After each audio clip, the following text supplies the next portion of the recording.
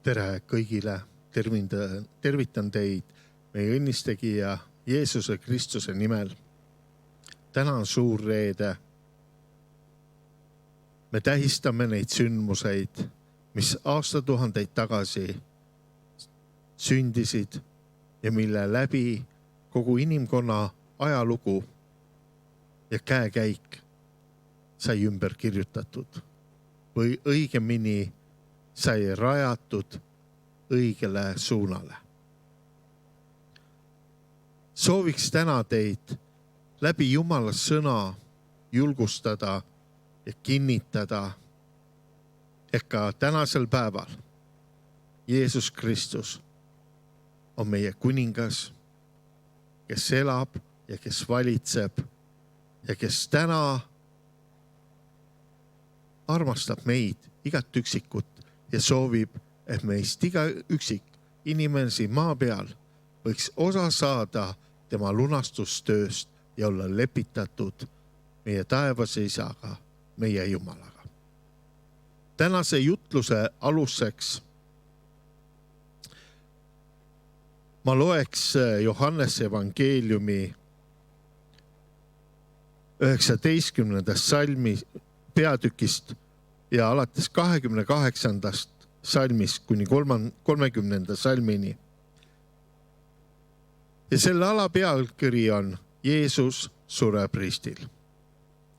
Pärast seda ütles Jeesus, teades, et kõik on juba lõpetatud, et kiri läheks täide, mul on jänu.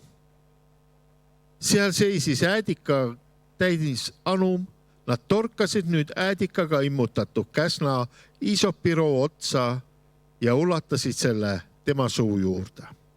Kui nüüd Jeesus oli võtnud äädikat, ütles ta, see on lõpetanud ja langetanud pea, heitis hinge.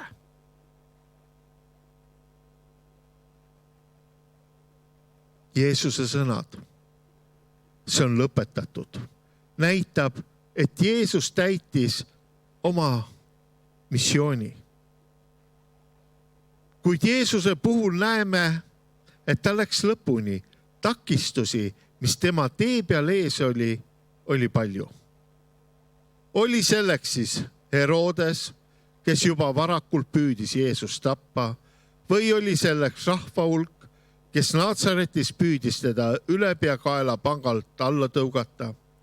Variseerid nimetasid teda valeõpetajaks, tema jüngrid jätsid ta maha. Lõpuks siis oli ta kinni võetud kui kriminaal, risti löödud ning kes suri alandavat ristisurma. See on lõpetatud telestaia, kreekakeelne sõna, omab mitmeid erinevaid tähendusi kreeka keeles. Toon siin mõned välja.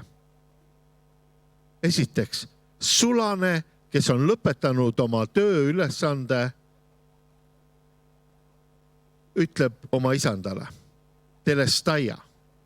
See on lõpetatud, täide viidud, mille peale isand ütleb, sa hea, hästi tehtud mustav sulane. Teiseks, inimene, kes tõi ohvri templisse, kui preester oli selle üle vaadanud, ta ütles, telestaia. See on vastu võetud, sellest piisab sinu pattude kustutamiseks. Kolmandaks, müüja turu juures olles, kui toimub kauba eest maksmine, siis müüja, olles ostja käest raha kätte saanud ning üle lugenud, ütles telestaia. See on täielikult makstud. Kunstnik, olles pildi valmis saanud, ütles telestaia. Kui Jeesus tuli, siis ta täitis kõik Vana Testamendi tõotused. Nii nagu ka sellest kirjakohast lugesime. Jeesus ütles telestaia. See on lõpetatud.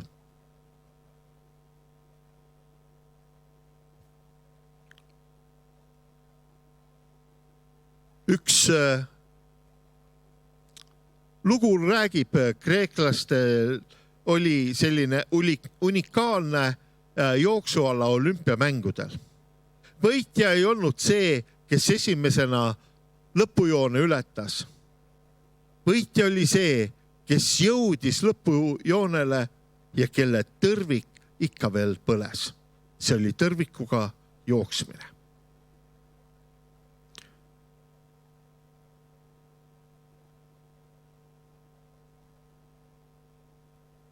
Jeesus rääkis meile inimestest, kes olid alustanud seda võidujooksu,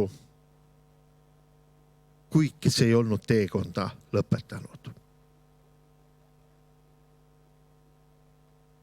Tähendamissõna külvajast räägib sellest, kes kuulsid sõna, kuid maailma mure ja rikkuse pettus oli nii suur, et nende võidujooks jäi pooleli. Olid teised, kes võtsid sõna vastu suure hea meelega, kuid viletsus ja tagakius sõna pärast põhjustab nende kõrvalastumise rajalt, millele Jumal oli neid kutsunud. Kui me mõtleme tänasesse päeva,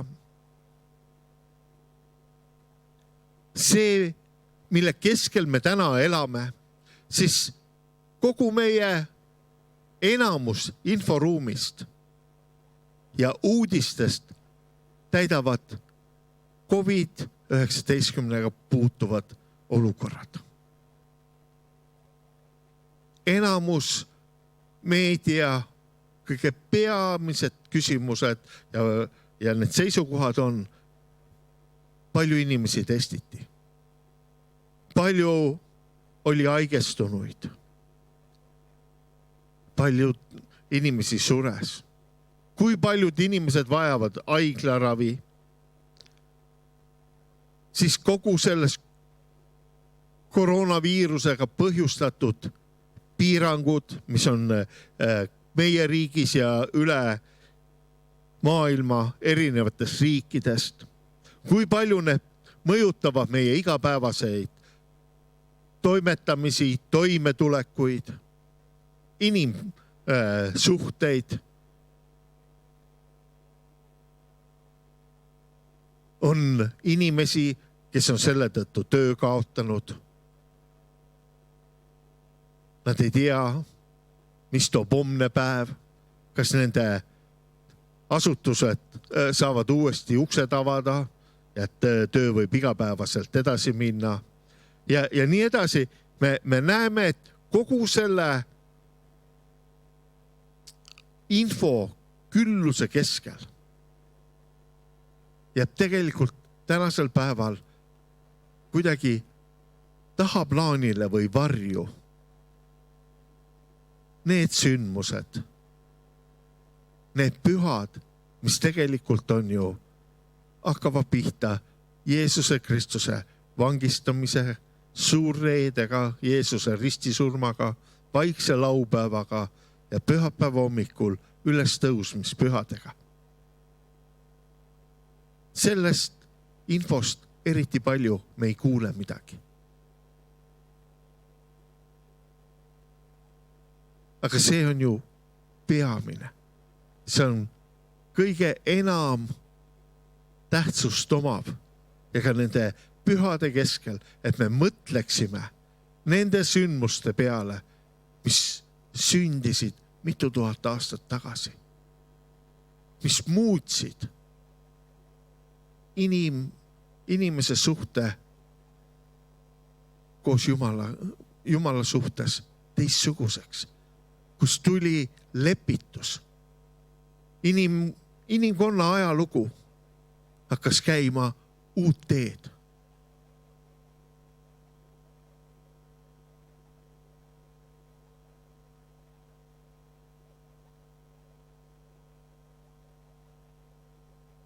Jeesus läks kaugemale, kui keegi meist on kunagi läinud. Ta viis täide selle, mis oli isa tema kätte usaldanud. Me ei võrdle ennast selles mõttes Jeesusega, mitte ka üksteisega.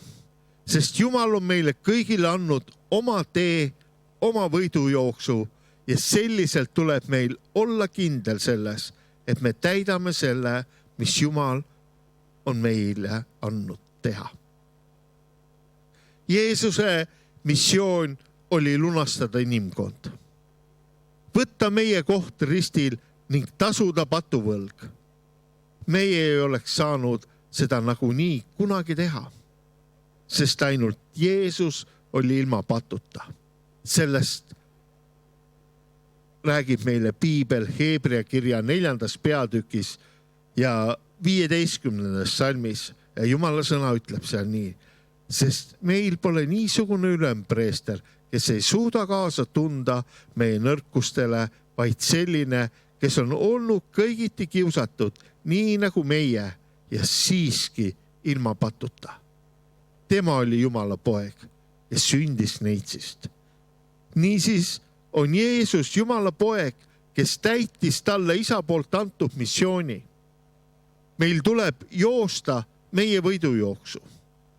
Peame kurvastusega ütlema, et ka meie keskel on neid inimesi, kes kunagi on alustanud, kuid kes täna enam ei jätka, kes on astunud rajale kõrvale, kelle tõrvik on kustunud. Sellepärast minu küsimus täna on sulle. Kuidas on sinuga, armas sõber, täna? Oled sa oma usu säilitanud? Oled sa ikka rajal? Küsimus ei ole selles, kuidas sa alustasid, kuidas kunagi asjad läksid, mis oled läbi elanud ja kogenud. Küsimus on selles, kuidas on täna. Kas sa oled täna head võitlemist võitlemas?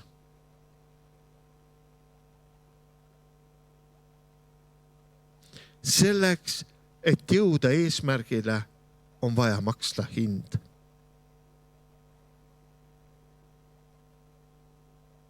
See hind seisneb tihti selles, et me elame enne eesmärgile jõudmist läbi ühe sellise perioodi, kus tunded ütlevad, anna alla, jäta järele, aitab küll. Võib-olla on mõni minu kuulajatest praegu samasuguses olukorras. Me kõik oleme alla andmise kiusatust vähemal või rohkemal määral kogenud. See ei ole piisavalt atraktiivne. Igav on, midagi põnevat ei juhtu. Peamine põhjus, miks tahame alla anda, on see, et hind, mis tuleb maksta, tundub olevat liiga suur. Just nimelt tundub. Kogedes survet ja pressi on tunne, et tahaks loobuda. Ära põgeneda, aitab küll. Olgu siis see kas töökohast, abielust või kus tahes. Kuid arvates põgenevad probleemide eest, ei saa me kunagi põgeneda iseenese eest. Mõned inimesed mõtlevad, et kui nad vahetavad kohta, siis sellega lahenduvad ka probleemid. Hetkel, mil põgeneva elustiiliga inimene uues kohas maandub, saabuvad märkamatult ka probleemid. Selleks uueks kohaks võib olla parem töökoht, parem suhe, parem kogudus ja nii edasi. Ei muutu paremaks kohaks, kui me ise ei ole nõus muutuma. Jeesus maksis hinna. See oli üksilduse hind. Teda ei põlatud mitte ainult inimeste poolest, vaid ta koges ka Jumalast mahajäetust. Enne oma surma seal risti peal ta hõikas, mu Jumal, miks sa oled mind maha jätnud? See oli kõige raskem, kõige suurem kannatus Jeesuse jaoks, olla oma isast maha jäetud. Aga nii see oli määratud.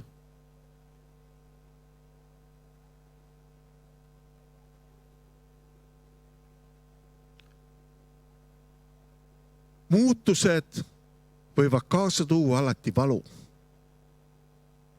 Üks suurimaid ilmutusi, mis meid võib õnnistada, on arusaamine, et tihti ei ole probleem mitte teistes, vaid meis eneses.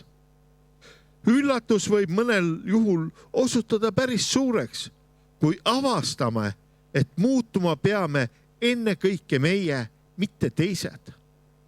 Muutmise valu on üks raskemaid valuliike. Paljud on valmis ise probleemist välja hüppama ennem kui muutuma.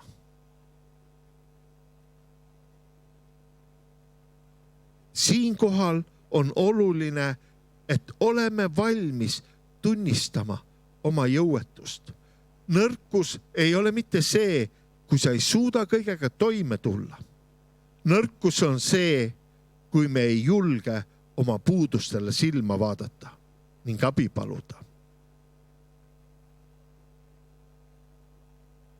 Rooma kirja 8. peatükk ja 3. ja 4. salm ütlevad meile, sest seda, milleks seadus oli võimetu, kuna see oli jõuetu inimloomuse tõttu, on teinud Jumal, kes mõistis patu inimesest surma, läkitades oma poja patuse loomuse sarnasuses ja patu pärast, et seaduse nõuded oleks täidetud meis, kes me ei käi oma loomuse, vaid vaimu järele. Me näeme, et Jumal sekkus inimese ellu, kus inimene oli jõuetu, oli võimetu, siis Jumal tuli ja tegi seda meie eest. Jumala sõna ütleb meile, et Jeesus Kristus on meie usu alustaja, aga tema on ka selle täide viia või täide saatja.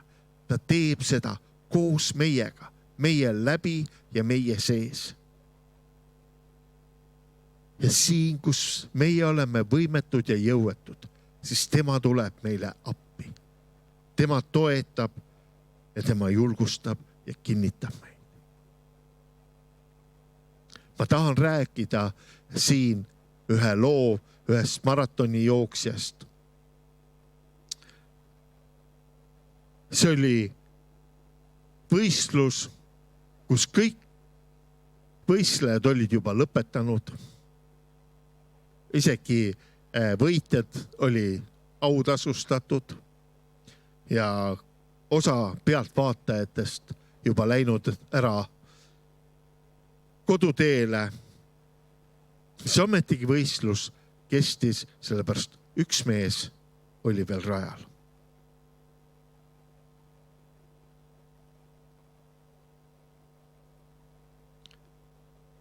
Joostes viimast ringi staadionil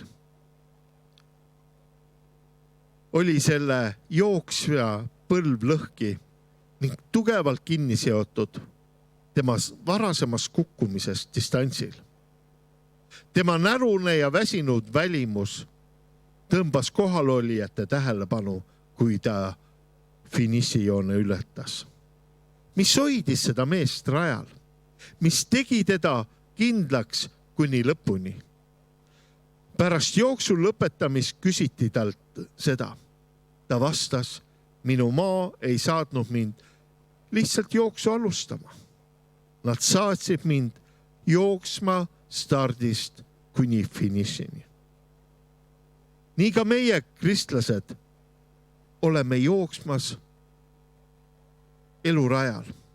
Jumal on meid kutsunud mitte ainult jooksu alustama, vaid ka seda lõpetama.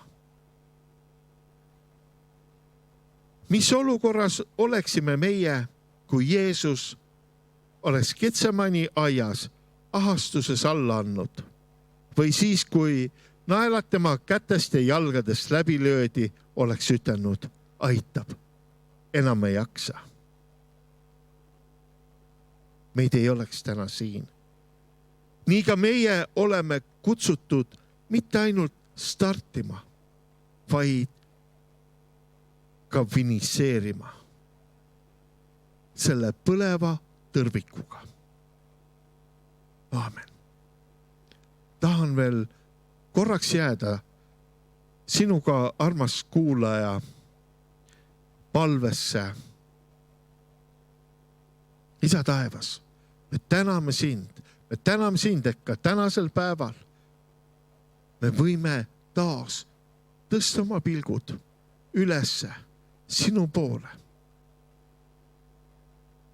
Et tuletada meelde seda kõike, mida sina tegid mitu tuhat aastat tagasi seal Golgata ristil, kus sina kandsid kogu inimkonna süü, kus sina kandsid kõik meie patud, meie haigused, kõik sinna Golgata ristile. Kus sina said meie eest needuseks, kus sind hüljati meie eest, et meie ei peaks kannatama seda risti surma, seda hüljatust. Sina tulid meie asemele. Ja sa tulid selleks, et lepitada meid meie taevase isaga. Issand, sina oled see, kes tõid lootuse, kus meil inimestena ei olnud mingisugust lootust. Sina tulid ja said selleks täiuslikuks ohvriks meie eest. Issand, ma tänan, et sina ei andnud alla. Sina ei jätnud pooleli seda ülesannet, milleks isa taevas oli sulle andnud. Sa viisid selle täide. Aitäh sulle, issand, selle eest. Aga issand, sina näed ja tead ja tunned meid igat üksikut. Nii nagu kiri ütleb, sa tunned meid nimepidi. Sa tunned meid läbi ja lõhki igat üksikut. Issand, sina tead, mis seisus meie täna sellel rajal oleme. Sina tead, kas me oleme kukkunud ja meil on põlved lõhki ja verised, kas need on kinni seotud või vajavad need kinni sidumist. Issand, sina tead. Sina tead, kas meie tõrvikus on piisavalt seda õli, et see võiks põleda. Issand, sina tead. Aga isand, minu palve täna on, et sina, kes sa hoolid meist igast üksikust, kes sa armastad meid igat üksikut, ka trööstiks, julgustaks ja kinnitaks meid igat üksikut. Et me kuidagi moodi ei annaks järele sellele tundele või mõttele. Nii raske on käia koos sinuga. Palju kergem on lüüa käega ja lasta asjadel kulgeda oma soodu ja viia meid kaugemale sinust. Vaid issand, ära lase sellel pettusel ega hetkelisel ahastusel kuidagi moodi saada võimu meie otsustuse üle, vaid anna sina igale ühele julgustust, kinnitust, jõudu ja tugevust ja tahet joosta seda sinu poolt määratud võidujooksu algusest kuni lõpuni selle põleva tõrvikuga. Issand, ma palun, et sa tänasel, sellel suurel reedel kinnitaksid oma lapsi, kinnitaksid neid, julgustaksid neid. issand, et täna oleks see päev, kus me ütleme, täna me tahame olla sellel rajal, täna me tahame joosta sinu poolt määratud võidujooksu. Võib-olla on täna inimesi, kes ei ole alustanudki seda võidujooksu. Nad kõhklevad ja kahtlevad, kas seda üldselt alustada. Siis issand, ma tahan paluda. Issand, kinnita neid, julgusta neid, ava neid nägema, et see on ainus tee. See on ainus lootus, see on ainus lahendus, mis viib sinu juurde. Joosta sinu poolt määratud jooksu.